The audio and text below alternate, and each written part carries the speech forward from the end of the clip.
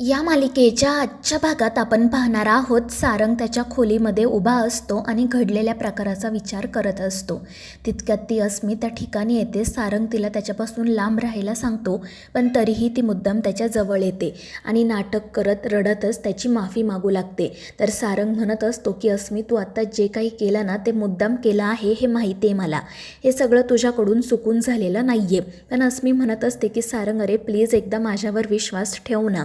मला खरंच माहिती नव्हतं की सावली जगन्नाथकडून पैसे का घेते. जर मला अप्पूच्या तब्येतीबद्दल माहिती असतं ना तर मी स्वतः सावलीला मदत केली असती. पण ते ऐकून सारंग हसतच तिच्याकडे पाहतो. तर अस्मी म्हणत असते की सारंग प्लीज एकदा माझ्यावर विश्वास ठेवून बघ. अरे मी हे सगळं ना तुझ्यावरच्या प्रेमापोटी केलं आहे. ते माझ्यावर सावलीच्या विरोधात पुरावे गोळा करण्याचं प्रेशर होतं आणि त्या गडबडीमध्ये माझ्याकडून ही चूक झाली. पण त्यावेळी सारंग तिला म्हणतो की हे बघ अस्मी, आता मी तुझ्यावर विश्वास नाही ठेवू शकत. पण ती अस्मी सारंगला सोडायला तयारच नसते. ती अगदी त्याच्या जवळ जाते, त्याचा हात पकडते, त्याच्या पाया पडण्याचा प्रयत्न करते आणि त्यामुळे तो वैतागून म्हणतो की प्लीज माझ्यापासून लांब राहा. माझ्यावर एका बाईवर हात उगारण्याचे संस्कार नाही आहेत म्हणून मी गप्प बसलोय. तर अस्मी म्हणत असते की सारंग एकदा मला माफ करणारे नाही तर मी इथून कुठेही जाणार नाही. आणि ती त्याला मिठीसुद्धा मारते. आणि मग शेवटी नाईलाजाने सारंग म्हणतो की ठीक आहे, पण प्लीज पुन्हा असं काही करू नको. मग तो तेथून निघून जातो. पण मग बाहेर आल्यावर सावली त्याच्या पुढे येते. ती सुद्धा सारंगची माफी मागत असते, पण तो तिच्याशी बोलत नाही आणि हॉलमध्ये येतो. सावली देखील त्याच्या पाठोपाठ येते. ती म्हणत असते की सारंग सर, माझ्यावर विश्वास ठेवा, मी सगळं मुद्दाम नाही केलं आणि मला माहीतसुद्धा नाही की जगन्नाथजींना अप्पूच्या तब्येतीबाबत कसं समजलं. मी हॉस्पिटलमधून बाहेर आले तेव्हा ते अचानक माझ्या समोर आले आणि मग मी त्यांना सगळं सांगितलं. त्यांनी स्वतःहून पैसे दिले, मी नाही मागितले त्यांच्याकडे. पण सारंग काही ऐकून घेण्याच्या मनस्थितीमध्येच नसतो आणि त्यामुळे शेवटी सावली विठ्ठलाची आणि तिच्या आणि सारंगच्या मैत्रीची शपथ घेते. त्यामुळे सारंगचे डोळे नकळतपणे भरून येतात, पण तो काही न बोलताच तेथून बाहेर पडतो. पण मग तितक्यात ती अस्मी त्या ठिकाणी येते आणि सावली आणि सारंगमध्ये अंतर वाढतंय हे पाहून ती खूपच खुश असते. ती सावलीला म्हणत असते की आज जरी मी हरले असले ना तरी तू जिंकलेली नाही आहेस हे लक्षात ठेव. आणि आता बघ तुमच्यामध्ये किती अंतर पडले ते. हे जर असंच सुरू राहिलं ना तर लवकरच या घरावर आणि सारंगवर फक्त आणि फक्त माझा हक्क असेल आणि तुला या घरातून लवकरच बाहेर निघावं लागेल.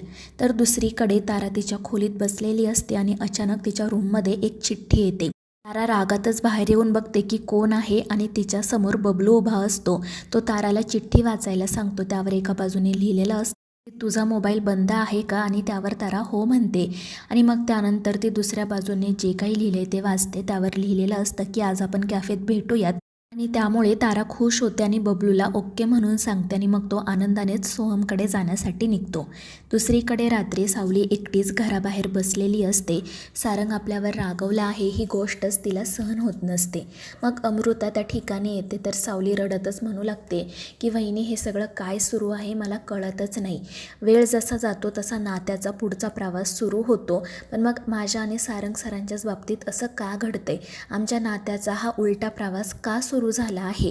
नाती फुलण्याच्या ऐवजी तुटत का चालली आहेत मला खरंच कळत नाही आहे. आणि ते ऐकून अमृता प्रेमाने तिला समजावते की सावली, एवढा विचार नको करू, सगळं काही होईल ठीक. पण आता आतमध्ये चल, सगळेजण तुझी वाट बघतायत. पण मग त्याच वेळेस सावलीला हॉस्पिटलमधून सखदेवाचा फोन येतो. सखदेव तिला सांगत असतो की सावली बघ, एका डॉक्टरांना तुझ्याशी बोलायचं आहे. आणि मग त्यानंतर सारंग सावलीसोबत बोलू लागतो आणि सारंग आत्ता हॉस्पिटलमध्ये आहे हे लक्षात आल्यावर सावलीला आश्चर्य वाटते. ती विचारते की सारंग सर, तुम्ही तिथे काय करताय. तर सारंग हसून म्हणतो की अगं सावली, मी अप्पूला भेटण्यासाठी इथे आलो होतो. हे बघ तू आता अप्पूसोबत बोल.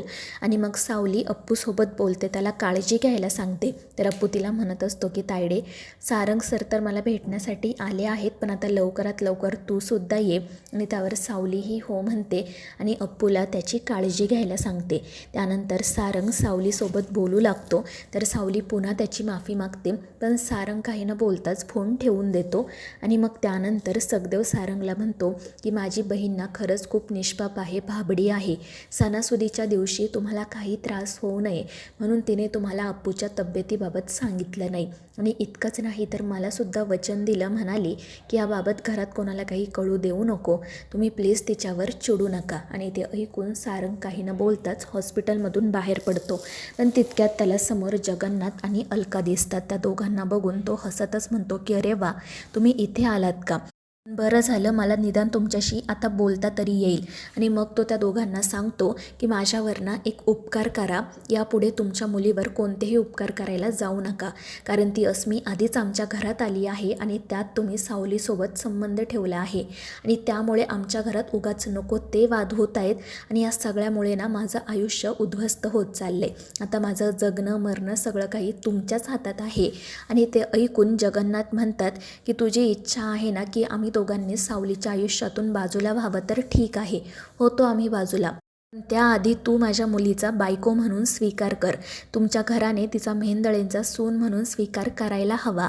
जर का माझ्या मुलीचा संसार मार्गी लागला तर मग मी लगेच तिच्या वाटेतून बाजूला होईल, पण मग तोपर्यंत कोणी काही म्हटलं ना तरी मी तिची साथ सोडणार नाही. पोटची नसली ना तरी मी तिला लेक मानला आहे आणि काही झालं ना तरी मी तिला सोडून कुठेही जाणार नाही आहे. आणि ते ऐकून सारंग खूपच चिडतो. तर जगन्नाथ त्याला म्हणत असतात की हे बघ सारंग, सत्य काय आणि असत्य काय हे आता तुला शोधायचं आहे, पण परिस्थिती आल्यावर डोळे उघडू नको इतकं झालं.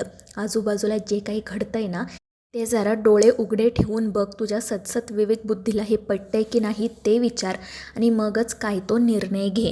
आणि मग ते तेथून निघून जातात. दुसरीकडे भैरवी सावलीच्या घरी आलेली असते आणि त्यावेळी तिची आणि तिलोत्तमाची भेट होते. सावली देखील त्या ठिकाणीच असते. तर तिलोत्तमा मुद्दाम भैरवीला सांगते की या मुलीपासून ना जरा जपूनच राहा, कारण ही मुलगी कशी आहे तुला माहीत नाही. उद्या कदाचित ती असंही म्हणायला कमी करणार नाही की ताराचा आवाज माझाच आहे. आणि ते ऐकून भैरवी चांगलीच घाबरते. पण मग ती तिलोत्तमाला म्हणते की काळजी करू नको, कोणाला किती ढील द्यायची आणि कोणाची कशी ढील कसायची हे मला व्यवस्थित माहिती आहे. या सावलीचा लगाम ना माझ्या हातात आहे, त्यामुळे तू काळजी करू नको. आणि मग तिलोत्तमा तेथून निघून जाते. तर भैरवी लगेच सावलीला एका बाजूला घेऊन जाते आणि तिला म्हणते की या घरचे लोक तुझ्याबद्दल काय विचार करतायत कळलं ना तुला, त्यामुळे आता तुला माझ्याशिवाय पर्याय नाही आहे.